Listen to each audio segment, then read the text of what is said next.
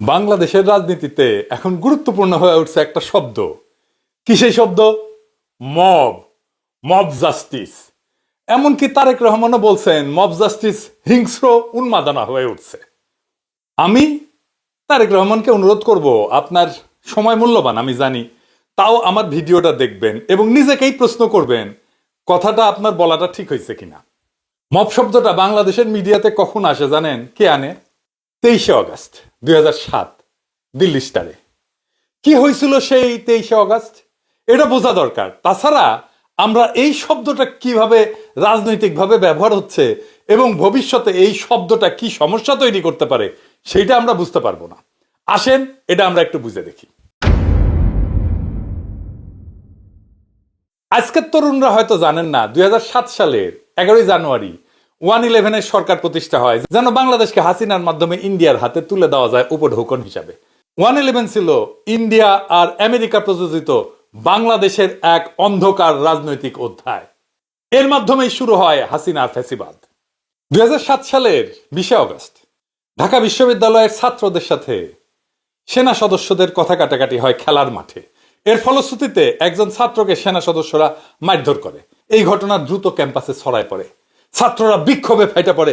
তারা দায়ী সেনা সদস্যের ক্ষমা চাওয়ার দাবি জানান, কিন্তু তাদের দাবি সুরাহা না হয়, কর্তৃপক্ষ যথাযথ পদক্ষেপ না নেওয়ায় পরিস্থিতি জটিল আকার ধারণ করে।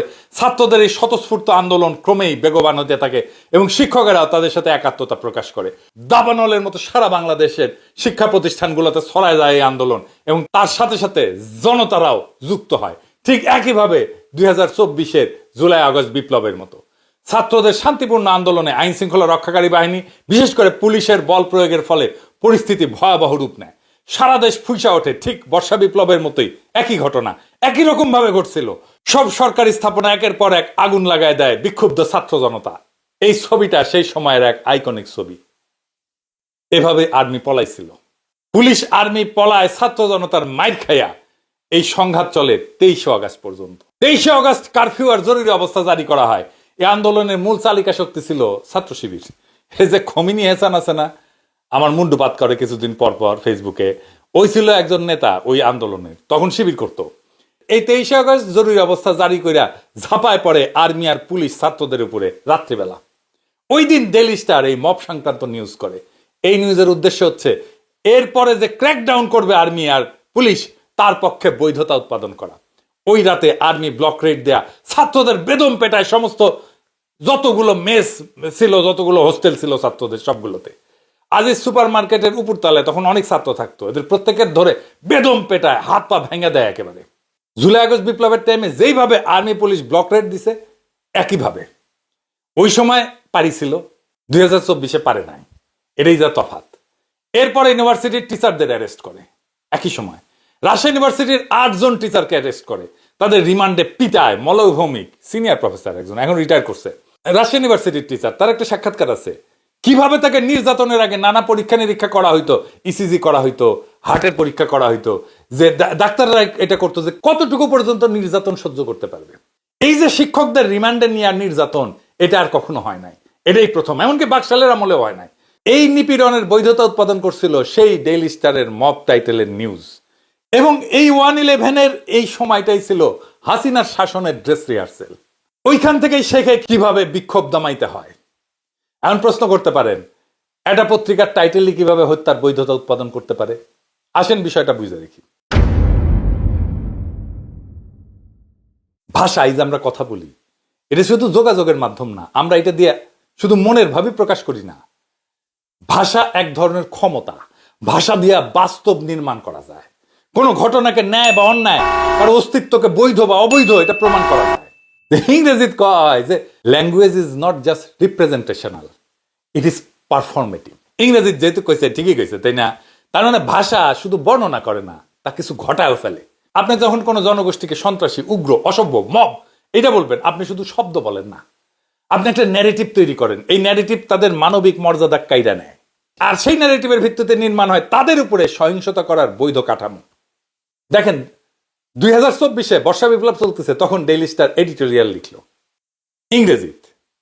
যেহেতু কইছে ঠিকই কইছে, তাই না? বাংলা করে দিই তাহলে বুঝবেন ঠিকই কইছে কিনা।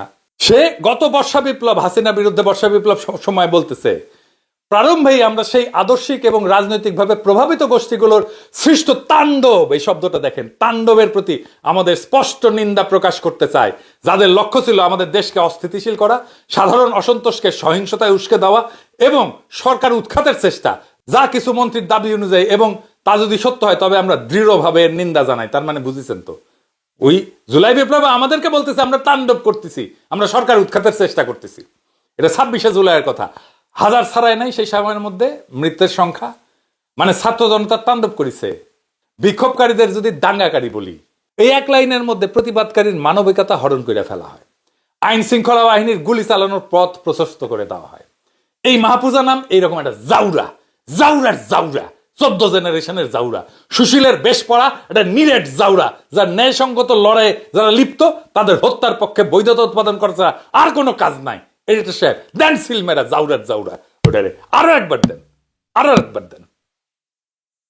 ভাষার মাধ্যমে কিভাবে বৈধতা উৎপাদন করা যায় এটা নিয়ে নানা আলাপ আছে সারা দুনিয়ার। আমরা হাসেন, আমরা এটা একটু বুঝে দেখি। জুডিথ বাটলার এর একটা তত্ত্ব আছে আর কি, গ্রিভেবল লাইফ, মানে শোক করার মতো জীবন আর কি। উনি বলতেছেন কিছু জীবন আমাদের কাছে মূল্যবান, যার জন্য শোক করা যায়, যার জন্য আমরা কান্নাকাটি করি, যাদেরকে হারায় ফেললে আমরা কাঁদি, ইংরেজিতে কইছে গ্রিভেবল। আর কিছু জীবন হারাইলে সেটা শোকের উপযোগী না, আমরা শোক করি না, বরং আনন্দ করি। যদি কাউকে ভাষার মাধ্যমে অমানুষ, বর্বর বা সভ্যতা বা রাষ্ট্র বা সমাজের জন্য হুমকি হিসেবে উপস্থাপন করা যায়, তাহলে তাদের মৃত্যু আমাদের অনুভবে মৃত্যু হিসেবে আর বিবেচিত হয় না। যেমন এক ফিলিস্তিনিকে যখন টেরোরিস্ট বলা হয়, তার উপরে বোমা ফেলা হইলে তাতে বিশ্বের বিবেক কাঁপে না। কিন্তু এখন ইসরায়েলি বেসামরিক মানুষকে ভিকটিম বলা হইলে তার মৃত্যু দুঃখজনক হয়ে ওঠে।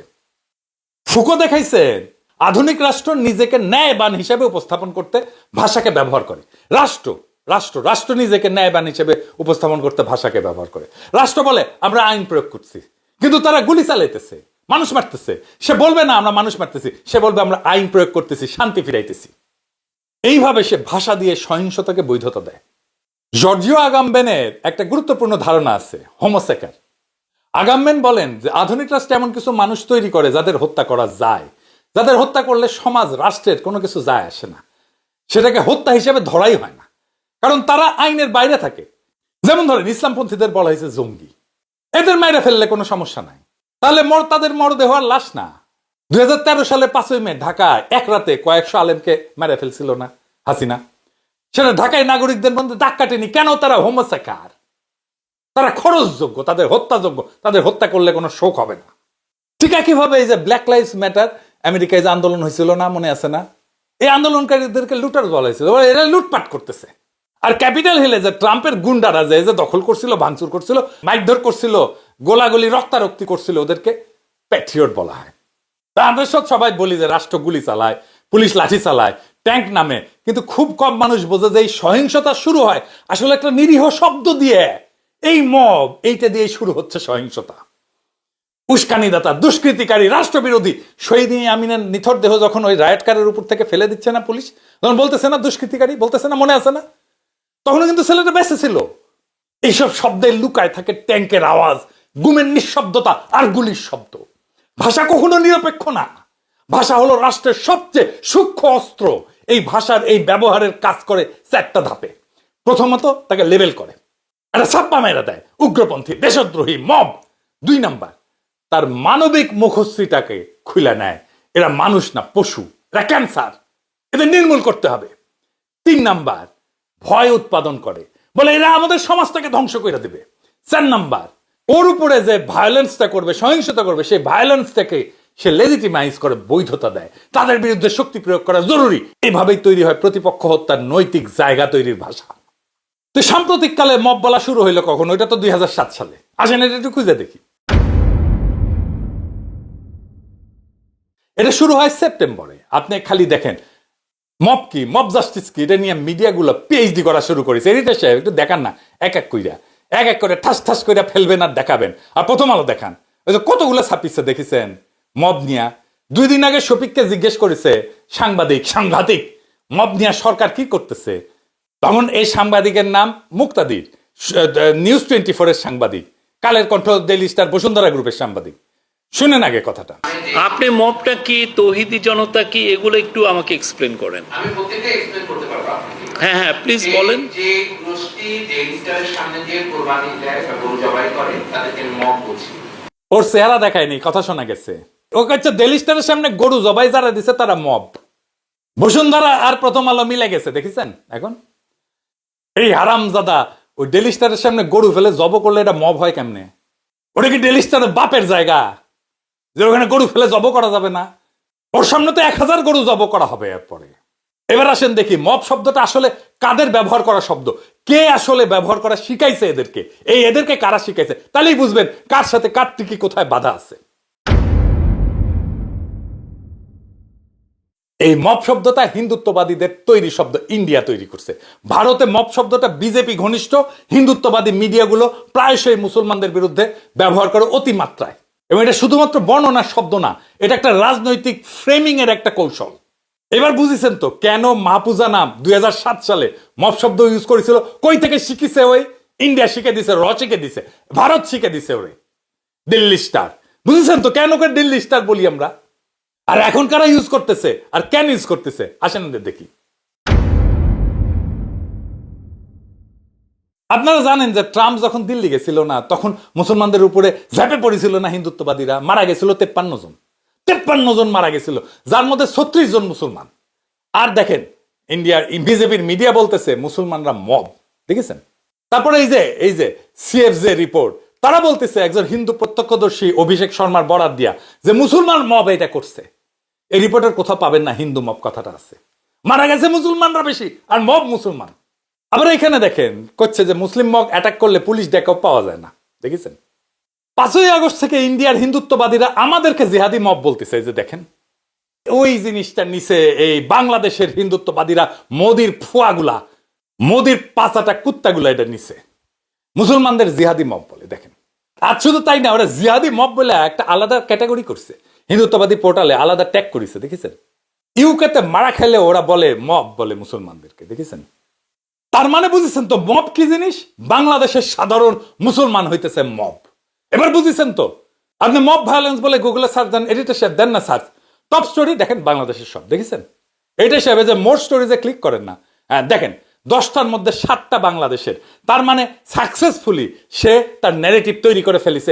যে ন্যারেটিভ সে তৈরি করেছিল জঙ্গি বইলা, ইসলামিক টেরোরিস্ট বইলা, সেই ন্যারেটিভ সে তৈরি করে ফেলছে মব বইয়া।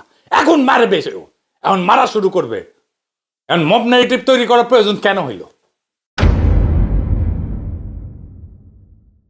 ওই যে হুদারে ধরিছে না, গলার জুতার মালা দিছে, মুখে ধরে জুতার বাড়ি দিছে, তো তাদের তো পিটায় মেরে ফেলেন নাই। আমি সবাইরে বলতেছি, যারা আইন জানেন তাদেরকেও বলতেছি, আর ধরেন আমি যদি মতিউর রহমানকে পড়াশ পড়াশ করে থাপ্পড় মারি, আর মতিউর রহমান যদি ঘুরে উল্টা পড়লো নি, না না আমি করছি না যে এটা হবেই, কিন্তু হতেও তো পারে। বা ধরেন মাহফুজা নাম, ওই সামনে গিয়ে দিলাম থুতু, আর আশেপাশ থেকে দিলা থুতু, না না এটা হবেই করছি না, কিন্তু হতেও তো পারে। তো ও তো ওই মামলা করবি যে আমার থাপড়াইছে, করুক, আদালতে আমার শাস্তি কি হবি? 3 মাসের জেল হবি সর্বোচ্চ। তো আমি যদি 3 মাসের না আরামের থাক পারছি তাই, তাহলে তো মতিউর রহমানকে থাপড়ায় জেলে দেওয়া একটা গুড ডিল, তাই না? কিন্তু বাঙ্গ সুশীল প্রগতিশীলরা তো এই শাস্তিতে খুশি না, ওই যে মেরে ফেলবার চাই মপ কইয়া আমার। এখন অনেকে কবি যে দাদা আপনি সত্যি মতিউর রহমানকে থাপড়াইতে চান, পারবেন? হ্যাঁ, দেশে গেলে আমি ডেইলি রুটিন করে থাপড়াইতাম একজন একজন করে। লিস্টের উপরে থাকতো মতিউর রহমান আর মাহফুজা নাম। আমার লিস্ট আছে, হ্যাঁ, কাক থাপড়ানো লাগবি, কে কে আছে লিস্টে? হ্যাঁ, আর ওই যে আর একটা আছে যে নাজমুল হাসান কলিমুল্লাহ, উকরা থাপড়ে না, উক ওই আবার নাকি অনারারি কর্নেল, ওই আর্মির নাকি, তো থাপড়ানো যাবি না। একটা মিলিটারি একটা সম্মান আছে না, ওর জন্য একটা AK-47 নিমু, তারপরে মাটির পেরে ফেলে না, ওর AK-47 নল ঢুকে দেবো, তারপর না না না না ট্রিগার টানবো না, ট্রিগার টানবো না, গোয়ার মধ্যে ঢুকে দিয়ে না ইনকে ইনকে ইনকে ইনকে করে ঘুরালাম। এই মাদারচোদের জন্য তো বন্দুকের গুলি খরচা করাটাই অবশ্যই। ওর সমস্যা তো কুরকুরে নি, ওর জন্য স্পেসিফিক থেরাপি এটাই। 1 টিকিটের 2 ছবির মতো আমরা ক্ষুদ্রকালে দেখতাম আর কি, বুঝছাও? এটাও 1 টিকিটের 2 ছবি, ওর কুরকুরে নিও কমলো, আমিও না মজা পেলাম, বুঝছাও?